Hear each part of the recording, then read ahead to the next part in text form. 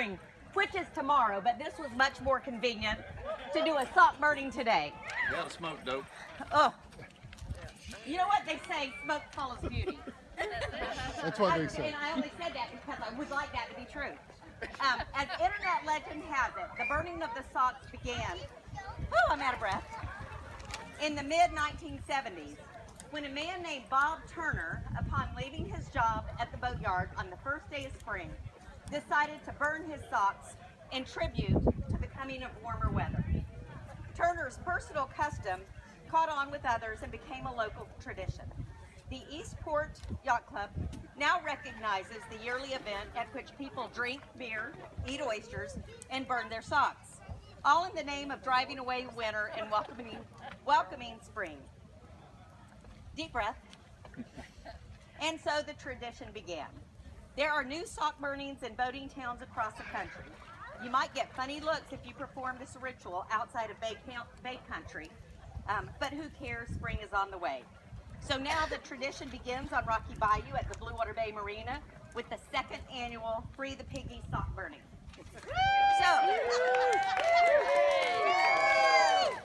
Okay, in tribute to the sock burning up north, there's a Georgetown poem written by Jefferson Holland. Them Georgetown boys got an odd tradition when the sun sinks to its equinox position. They build a little fire down along the docks, they duff their shoes and burn their winter socks. Yes, they burn their socks at the equinox. You might think that's peculiar, but I think it's not. See, they're the same socks they put on last fall and never took them off to wash them at all. So they burn their socks at the equinox in a little fire burning nice and hot. Some think incineration is the only solution because washing them contributes to sandpit pollution. Through the spring and the summer and into the fall, they go around not wearing any socks at all. Just stinky bare feet stuck in old deck shoes, whether out on the water or sipping a brew. So if you sail into the harbor on the 17th of March and you smell Limburger sauteed with laundry starch, you know you're downwind of the Georgetown docks where they're burning their socks for the equinox. Okay, so the Georgetown boys did this. Now we had to come back with something that you do on Rocky Bayou. We're much more fortunate in this part of the country that we wear flip-flops all year long. So we have to put on the socks and tennis shoes just to be able to take them off and burn them. So we came up with our own. On the shores of old Rocky Bayou, with the boats afloating along the dock, we will join the tradition of the Eastport boys with the annual burning of the socks.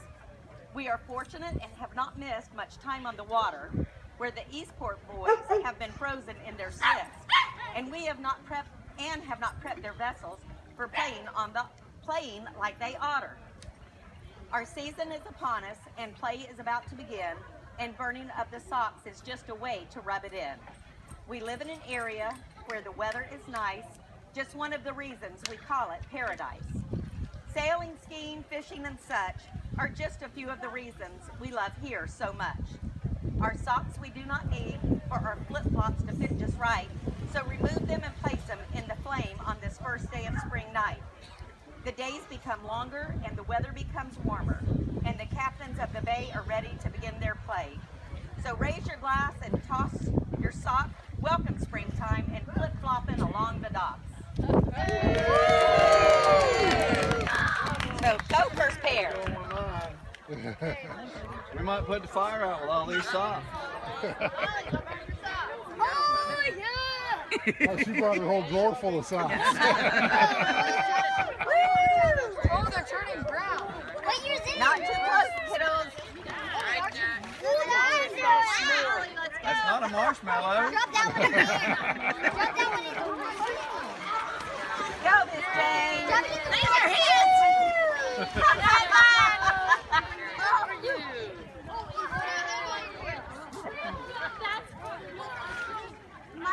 That's cute. Good job, I dear. will remember not to run before I read something.